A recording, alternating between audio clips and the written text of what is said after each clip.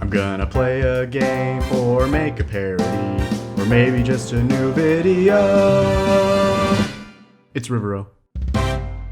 Devlog.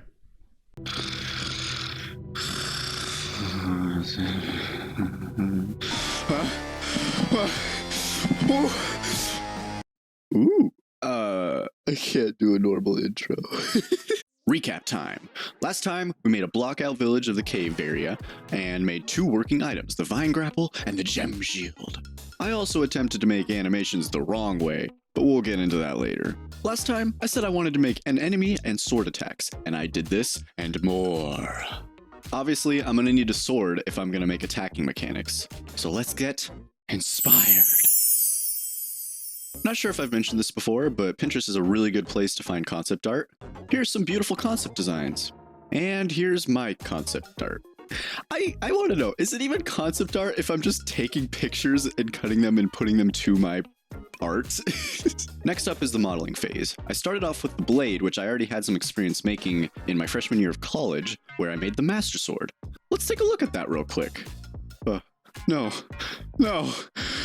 When modeling, try to make your object in as little vertices and faces as possible. Let me show you an example. Over here, we have a cube.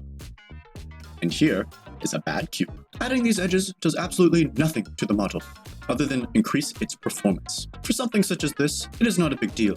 However, if you have a model that is smaller than your main model and has more vertices for some reason, there's a problem.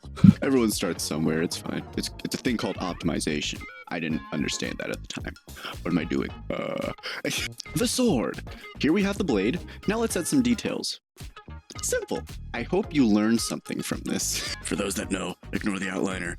I don't do this anymore. Next up is animations. Where do I begin? I've been duplicating the idle animation from Unreal and adjusting the joints manually and adding keyframes to make my own animations. Don't do this. Now that I have these god-awful animations, I need to make the sword attacks blend between the original animations so that he can walk again after attacking. But I think we need to take a step back and continue to stare at the glaring problem facing us right now. In fact, don't take it from me. Or are you taking it from me because I'm taking it from someone else? Take it from this guy. My firstborn to whoever does this. So I thought it best to spend some time figuring out what's going on here.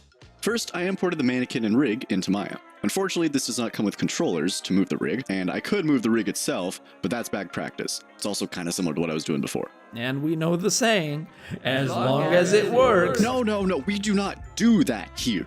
It's literally just called force it out. I just need to make sure it works and move on. Shh. That didn't happen. I was capable of making animations for the normal mannequin, but at this point I felt like I was just there for me able to make my own character and do the same thing with rigging and animating it. How wrong I was. To give you an idea, as of recording this, I'm still working on the rig right now, fixing it up from my previous failures. I have a rigging teacher this semester and he has been very helpful getting this working.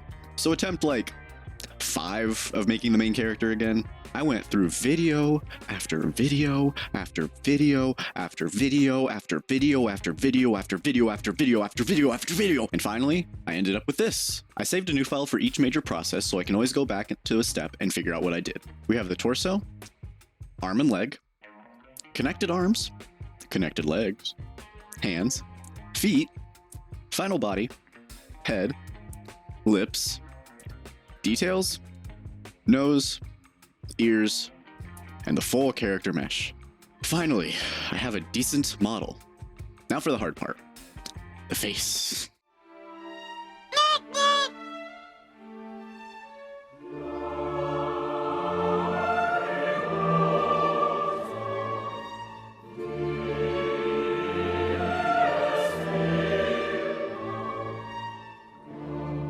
Let's move on. Here's the hair. Pretty spot on.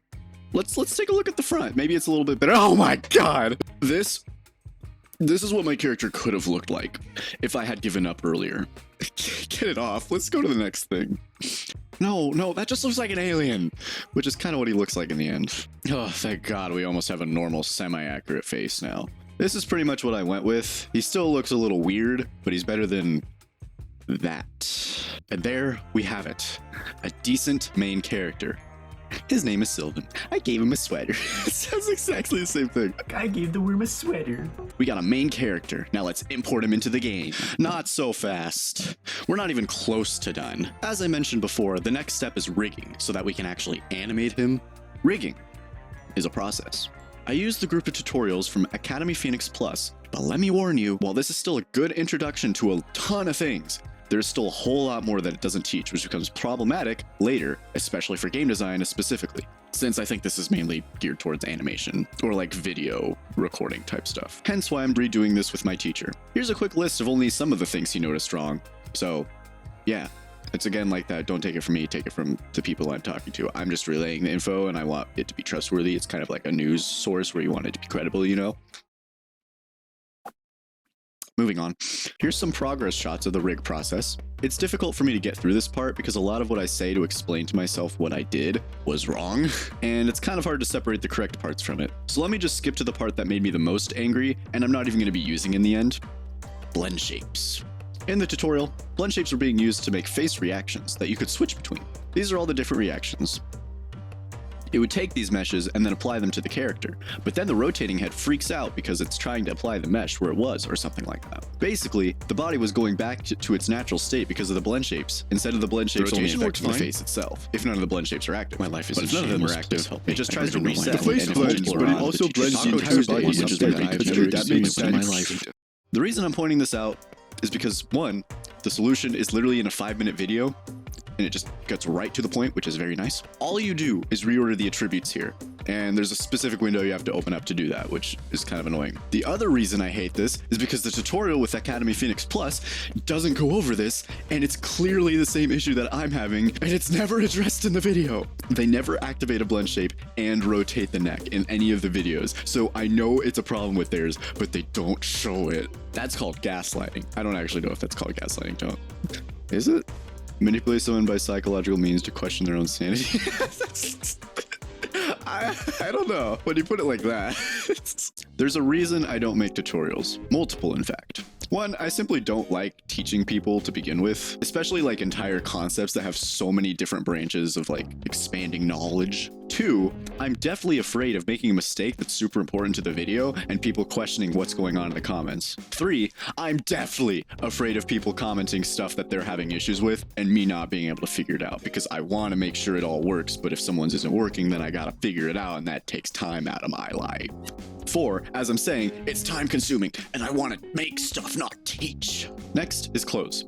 Most tutorials you look up pretty much do the same thing where you take the body of the mesh, delete the unnecessary faces, then extrude the remaining faces out to create a clothing piece. Cool, easy, great, nice. The rig was done and I was able to bind the skin to the joints. Afterwards, I used paint weights on the skin, and once I thought they were decent enough, I applied the clothes and copied the skin weights to the clothes. Now that I have a teacher, I can just learn from him.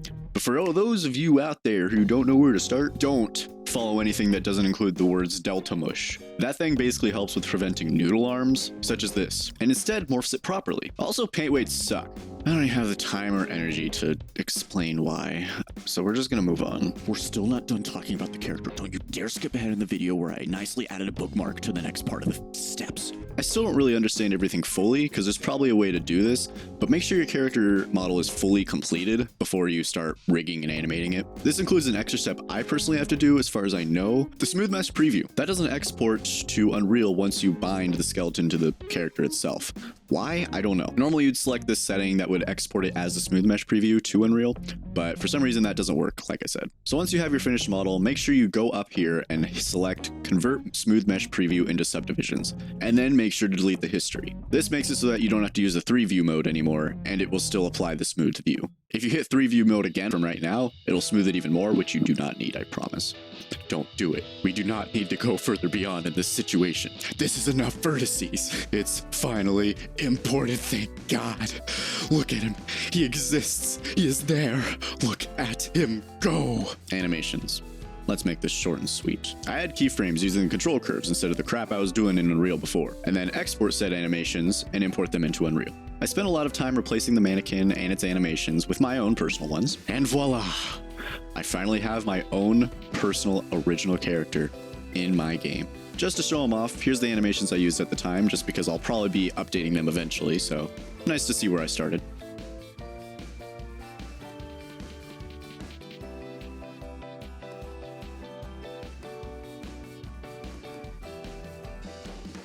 let's talk about something else finally. GitHub. That's a FUD topic. GitHub and I go way back. Do we go back? I don't know. I just remember making a project one time and nearly losing all of it. I think that might have been Parkour Maniac. Does anyone even know what that was anymore? That's an old project. Two things. Unreal projects are big. Big. GitHub is good at ignoring a lot of things, but still struggles occasionally. From my experience, creating a commit and pushing to origin that's over 1 gigabyte or so of stuff gets to around 90% when pushing to origin, and then just craps. So if that happens, move the files that are changed and add them slowly one at a time. Second, don't use LFS unless you know what you're doing. I didn't. LFS, as far as I know, basically allows you to upload other files that aren't normally uploaded to the repository, such as FBX files and other larger style files. But this has limited space, and if you go over that limit, you are not allowed to touch your project again. A worthy trade. This was a good time for me because I almost lost a ton of commits that I did recently, aka changes, which basically meant that it was stuck in this like weird gray area where I couldn't have the physical files, but it was still trying to update the project. I don't really know what happened. You also can't turn LFS off once you enable it, I guess, so that's cool. Had to make an entirely new repository, which was great. Back to our character. Here we go again. Next up is finally what I set out to do in the first place when we made that sword model. Attacking. I created the drawn sheath sword animations and then watched a tutorial to set up a basic combo system, which is currently being reworked to fit the game better. It's going to be really cool and dynamic, but I'm going to save it for the next devlog because as of recording this right now, it's not done, even if it's close. For now though, we have some working attack animations, so next up is making a test enemy and have the sword hurt it. The enemy itself was actually pretty simple to code, lunging at the player. The hard part was making the sword attack the enemy. This was the tutorial I watched. I've noticed recently that I'm getting to a point where I'm learning the things I don't know from tutorials and then applying it to either stuff I do know or reworking it entirely to fit my situations or needs. For example, I had to incorporate the drawing and sheathing of the sword to work with the attacking code. I also had a weird issue with the sword hurting the enemy if it hit his sight collision, so I had to do a bunch of tweaks in the collision, mainly setting his sight and attack collision to overlap pawn only, and created a sword collision option. After all that, we can now attack enemies. Look at us go, we got all this progress, it's awesome. To end things off in a neat little bow, we shall make the items interact with the enemy as well. We have the vine grapple and the gem shield.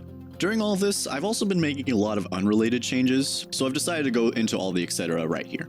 I made a main menu.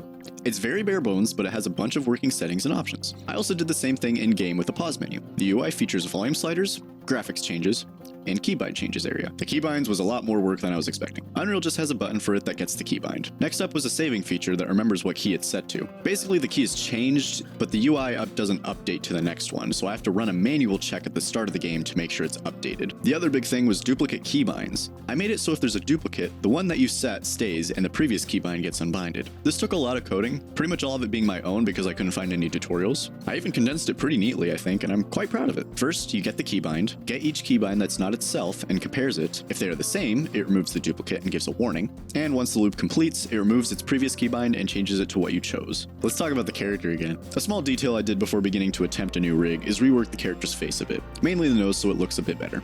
NPC and dialogue has been created. Bet you didn't expect that one, unless you've been watching my Discord server updates. I started off with the intro to talking, such as actually making an E to interact box and a text box, as well as made it so the character steps back a bit in case he's standing too close when he talks. They also rotate to face each other. Afterwards, I added text speed functionality and answer choices for the full shebang. Now I just need more characters to interact with. Here's the tutorial I followed for that, or set of tutorials I guess in this case. Once again, be careful with these, like read the comments, because I know there was one issue I had where the video just skips through it and it's like, what did you do? And I had to figure it out on my own / read the comments. Finally, I want to talk about a group that I've been getting together to work on this project. I'm not alone. In college, we have a class where we're supposed to spend a certain amount of hours working on stuff that we can put on our portfolios, basically. I did a short pitch this semester to see if anyone was interested in working and helping out with the game, and I got quite a few people. So here's just going to be a short list of the people and what they're going to be doing. We have Cameron, who is working on the story, dialogue, and personalities of the characters. Taya, who is working mainly on character and enemy concept art.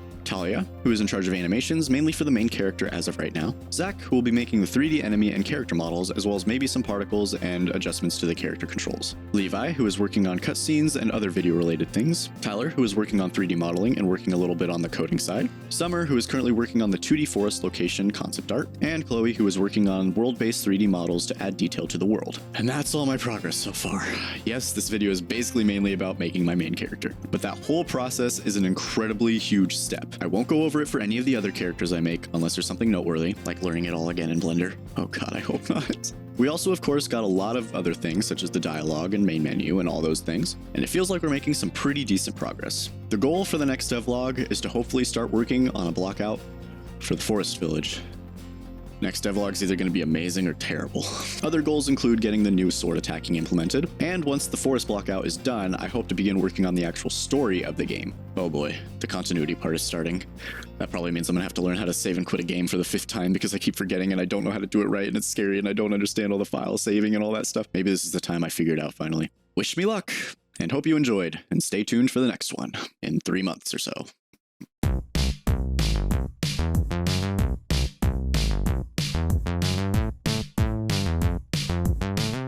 I just want to preface that I was like, why do I need my headphones to record? I'll just not wear those. And then I started talking and realizing, where's my microphone?